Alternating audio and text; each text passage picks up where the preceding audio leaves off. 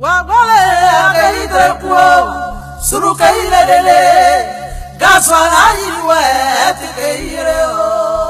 avoir foi en ce qu'on fait. Moi, j'ai une foi en l'Afrique. C'est tout. Et je fais ce qui me semble bon pour l'Afrique. C'est ça que je fais. Le reste, c'est pas important. J'ai dit souvent à mes collaborateurs que celui qui veut être riche, il ne faut pas qu'il vienne faire la politique.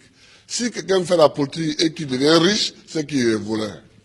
La politique n'est pas là pour enrichir les gens. En politique, on te donne les moyens pour que tu vives correctement, mais il y a un travail à faire. Si celui qui veut être riche, il fait des affaires. Il ne devient pas professeur, il ne devient pas journaliste, il ne devient pas caméraman, il ne devient pas homme politique. C'est pas des métiers où on devient riche, ça. C'est pas des métiers où on devient riche. Ça, c'est la première leçon que je voulais tirer. La deuxième leçon, c'est que tu peux partir de zéro et tu peux arriver au sommet. Pourvu que tu saches dès le départ où tu veux aller. Et que tu prennes les moyens pour arriver où tu veux arriver. Je me rappelle toujours d'une discussion que j'avais avec mes amis au lycée classique. On était un certain nombre qui voulions devenir président. Chacun dit va devenir président.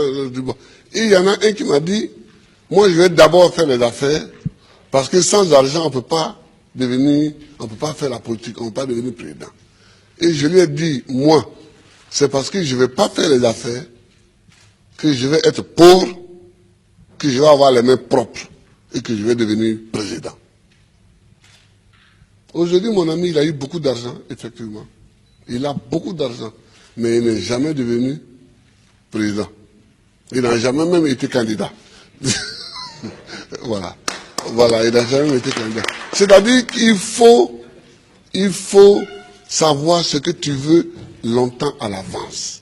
C'est-à-dire qu'il ne faut pas découvrir les situations de façon opportuniste. Il faut savoir ce que tu veux être, ce que tu veux faire. Et tu te traces ta ligne de conduite. Donc tout ce que tu fais dans la vie, moi j'ai fait histoire pour devenir président.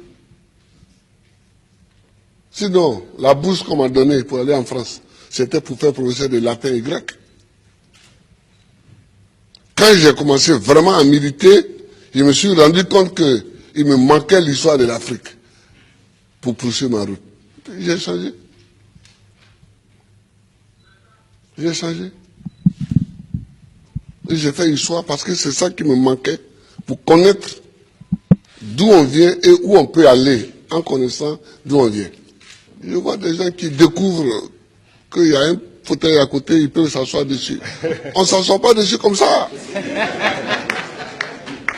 Le fauteuil, il est à côté, il semble vide, mais il a un propriétaire.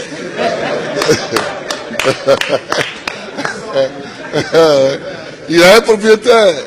C'est quand tu veux t'asseoir dessus que tu te rends compte qu'il a un propriétaire. Et le propriétaire, il faut savoir que le propriétaire du fauteuil présidentiel, c'est le peuple. Il faut toujours savoir ça, que c'est le peuple. Tu as beau être ce que tu es, si tu ne sais pas que c'est le peuple, et que tu ne te conduis pas en conséquence, tu ne peux pas t'asseoir dessus. C'est tout ça que moi j'ai envie que les Africains sachent. Et puis, il faut aimer son pays, il faut aimer l'Afrique. Le président Laurent Gbagbo a aussi donné le sens de son combat pour l'émancipation et la dignité des Africains qui ont aussi droit, selon lui, à vivre heureux dans leur pays, qui regorge des richesses inestimables. L'Afrique est une terre qui a subi tellement d'épreuves.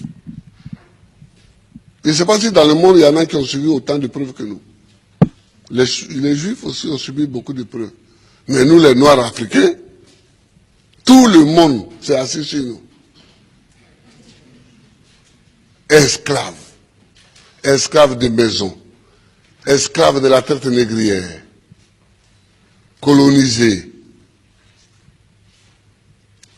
Torturés culturellement. Parlant les langues des autres. Tout ça. décoloniser. Mais nous, on a des grands combats à mener. Et les grands combats que nous avons à mener, ce n'est pas pour se venger des gens, c'est pour au moins être homme aussi, comme les autres. C'est ça qu'on appelle la dignité. Que quand tu passes, il faut qu'on sache au moins que c'est un homme qui passe. C'est tout. C'est tout ce que nous voulons. C'est tout ce que nous recherchons. On ne cherche pas à dominer ceux qui nous ont dominés hier, à nous venger d'eux, à faire ceci. Non, non, non. On veut qu'on reconnaisse que nous sommes des hommes au même titre que les autres.